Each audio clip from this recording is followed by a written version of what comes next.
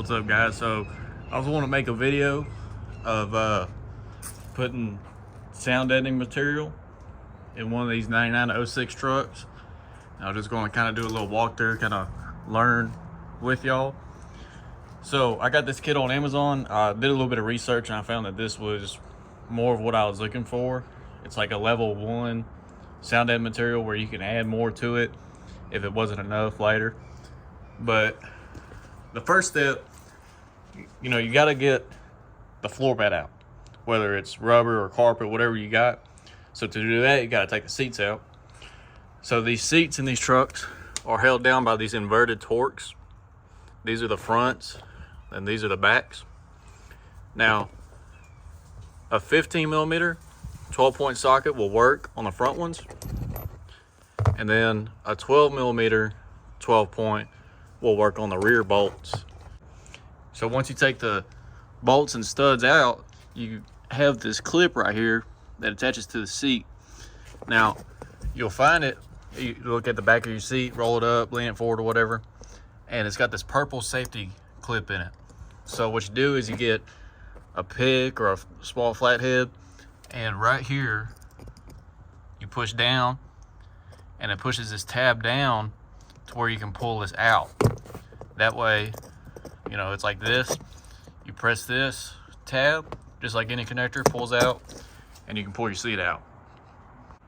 Now for the center console, once you do both seats, the center console doesn't have any bolts that hold it down. The seat holds the center console down, so you can just pull that out. You may have a connector kind of like this. This is out of 0713 truck, so it's got a cigarette lighter inside the bottom bin. It just isn't wired up, as I don't know, maybe you can tell. But yeah, I'm gonna pull the other seat out and we'll figure out what to do from there. So here's a better look at the clip. You got this little box, and right here is a tab. Pull up, this comes up, and this one doesn't have the little pink safety pin, so you squeeze on that tab, comes out just like any other connector. Now you're ready to pull the seat out. So I want to give you all a better look, is what I was talking about. So here's your front ones. That's going to be the 15 millimeter 12-point, one on each side. And then in the back, here's the 12 millimeter bolts. So you take those out. Yeah, that one's got the ground on it. You take those out, seat comes out, center console comes out, easy as that. Okay, now as you can see, we got the seats out and the center console. The center console just slides on these studs and nothing holds it down. The seat holds it down. So, I mean, these ain't even threaded, it's just a dowel. So, this rubber floor, it's already loose. Nothing really holds it down. So, as you can see, the plastic trim goes over the floor all the way around it. So we're going to have to remove these trim pieces, which these are super easy. They just pop out like this. Super easy. That's one out the way. So we need to get this one, the other flat piece, that kick panel, and then we'll also pull these out, and this one. Super simple. Just tug on it, comes right out. So on these rear panels, on both sides, once you pop this piece out, you can see there's two small Phillips head screws that hold it in. I got the rest of it popped out. So I'm gonna take these screws out and pull both of these pieces out. So this mat right here on the back wall is held in by these plastic rivets, kind of like how fender liners and other plastic trim pieces are. You can use an actual tool for it or whatever. I just grab them, jerk them out of there. Kind of pain in the ass, but it comes right out. So another thing is, this is the factory jack holder, or the tire tool holder, and it's bolted down, which would hold the floor mat from coming up, as you can see. So these are just 10 millimeters. I should have done this before I did this damn mat. These are just 10 millimeters. Pull it right out. So my truck's a 5-speed, so we want to get this shifter boot out of here. And on each of the 4 corners, you have a T15 Torx bit holding it down. One on here, here, and in the front. You can use like a 1/4-inch drive ratchet with a 1/4-inch socket because of the, it's pretty tight back here to get that out. And then in the center, you have plastic rivets, if I can find, yep, just like this on each of the opposing corners, front, back, sides, and that will allow this shift boot to separate from this, which is already unbolted, to where we can lift it up and try to get this floor out. So once you get all the screws loosened up and the plastic rivets out, which at the end of it, I just went up underneath this whole thing, pried up with these long needle nose, and it just popped right out. The plastic rivets are still in it. One of these, yeah, you can see right here. Well, actually, I don't know where they went, but anyways, you can pull this right up. This is pretty flexible. Let's see if I can do it with one hand. Well, you can just take this whole shift boot right off, and then now we have access to the floor right here. So right here on the driver's side, we have this brace. I'm assuming it's for the dashboard.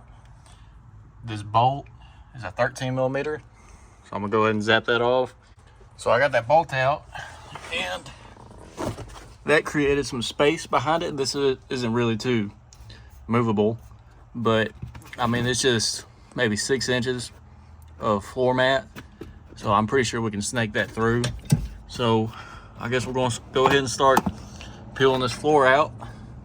I think I'm gonna start with the back, that way I can move the front more. I got, pull the back up, that way I can slide the front backwards to clear this and the shifter. I'm not gonna take this shift knob out.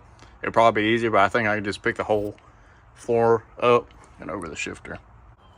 All right, guys, I had to fight it, but I got the floor mat out. The main problem I had was getting it around this little bracket. I took that bolt out, and I took the one at the top too, but that doesn't make it swivel. It's connected somewhere else. I had to pull the floor mat around the gas pedal, and then it came out pretty easy. And then I just stood up in here and pulled the whole thing out above the shifter. It came right out.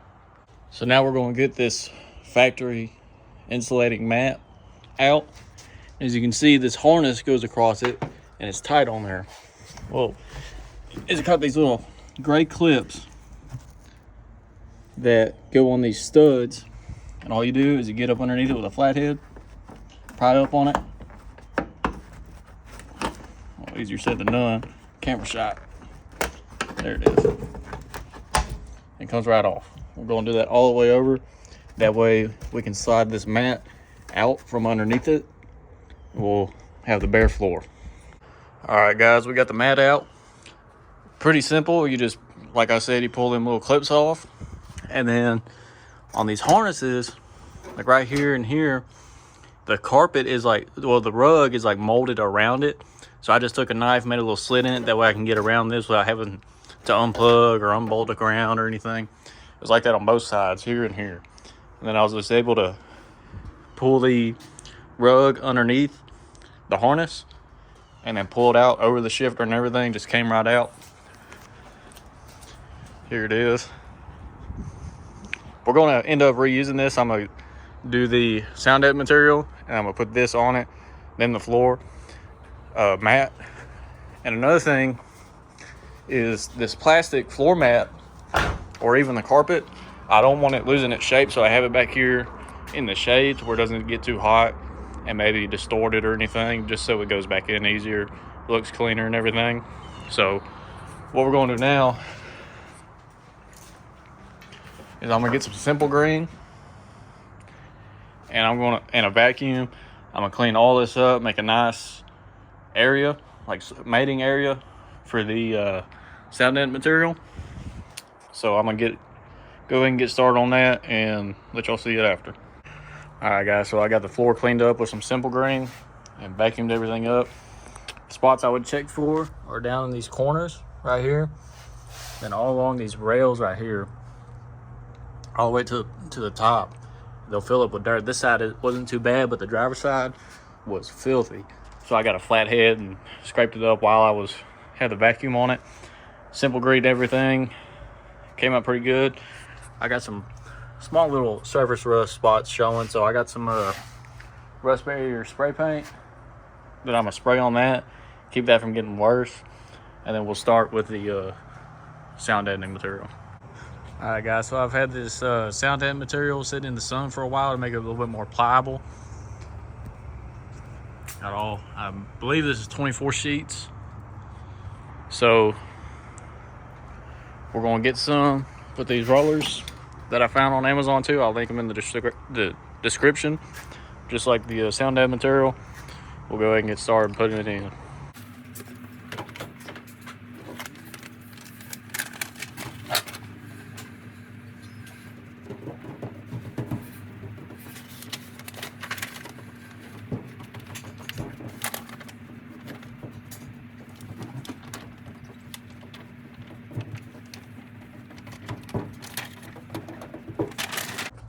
All right, so I got my rollers, and this stuff really went on pretty easy. All the bends and stuff, I mean, y'all saw it. I just did it with my hands, but we're gonna get a good connection with these rollers. So this stuff is pretty sticky. This stuff's pretty sticky already. I guess this just makes a better connection. So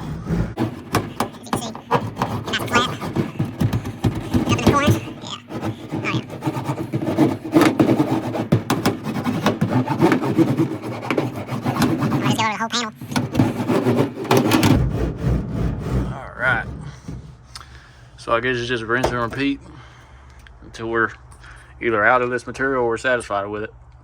All right, guys, so I got 7 sheets down, and we're gonna show you the difference. But you can hear it already. That's gonna make a big difference. Going on real easy. All right, for example, these little studs right here that were for the spare tire tool.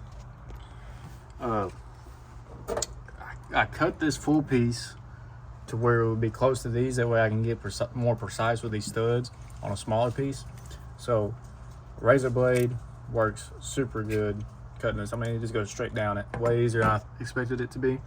And with this, I went to size it and I just pressed down on the mat and it just ripped straight through. So I pulled it back off, took the paper off, stuck it on. Easy as that. I mean, that'll go for all the studs, seat studs. The bolts we're gonna have to cut out, obviously. But I mean, all these studs that are ripping my pants right now, that's what I'm gonna do, is just press down on it. It'll rip right through the mat, call it good. So I want to show you all these little technical spots right here. Instead of getting a full piece and molding it and cutting it later, I got a piece of the paper, held it up, got a pen, made a template that I'll use on a full piece, cut it out, stick it on, do it on both of these sides. That way we cover these little specific spots too, but coming along pretty good. I want to show y'all what I do with these seat bolts and studs and holes. So I'll lay the mat down with the paper seal on the back, get it about the same area, push down on it to where that's where it'll be whenever I actually apply it, and then I'll find the stud, push down, knock a hole in it, and then I'll get the razor blade, cut a hole for it, and then apply it. All right, guys, so we got all the sheets down, got most of it. I ain't too worried about it being perfect, but I got the back wall that does not have any insulation, because that insulation right there doesn't cover it. It just has that like carpet mat. So I made sure I focus on the back wall, and then got the floor, got the studs and the bolt holes cut out all the way up to the floor, over the trans hump, most of the floor, all the back, most of the back hump except this little spot right here, but I'm not too worried about it. So it should make a big difference. And another thing I want to point out on these trucks, they got a rattle. These right here. Going down the road, those make so much noise and they're so loud, so I'm going to pull them out and put some kind of insulation on them and put them back in like some kind of tape. See how it's got that gap right there? So I'm gonna do that next. Pull these out, tape them up, shove them back in to where they're tight, and then we'll start assembling, I guess.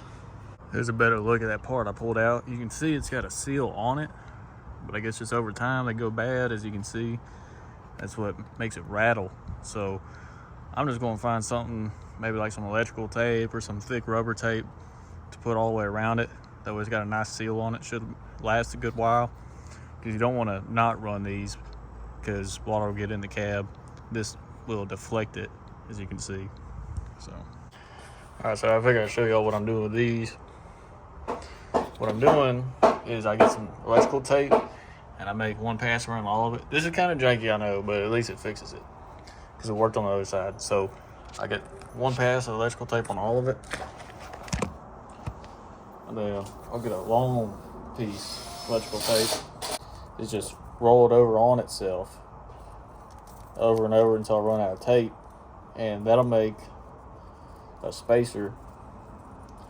I'll get this and I'll tape it onto here, and that'll act as a rubber spacer, and it won't rattle no more whenever I install it back in. All right, guys, so I skipped a couple parts. The insulating mat went in super easy. Just remember, you know, you peel it up, put it under the wire harness, and then clip the wire harnesses in, the thing I showed you with the flathead. Then this is what I was dreading, was the rubber floor mat or the carpet, whatever you have. Getting it out was a pain in the ass, but going in, super easy. Like it wants to go back to where it was. Got it in like 30 seconds. So I went ahead and simple greened everything with the interior out, all the, you know, the floor mat and everything. Got it decently clean. It looks kind of shitty on camera. So now we're going to start putting the trim pieces back in. It's all ones first with the 2 Phillips head screws each side, the back piece, the carpet, and then center console, seats. Plug the seats in, good to go. All right, guys, after a tremendous amount of back pain, got the interior back in, everything bolted down. You remember, 2 15mm 12 points in the front, 12mm in the back. Center console goes in by itself. I got the shifter boot screwed down with the T15s. Got this piece bolted back on with the 13mm. And yeah, got all the trim pieces put back in. They just pop right back in. Fix the rattling air vent. So I'm gonna take it out on a ride, see if I notice any difference. All right, so I just took this thing on a test drive around the block and up on the highway. And this truck doesn't have a muffler on it. It's got cats, but no muffler.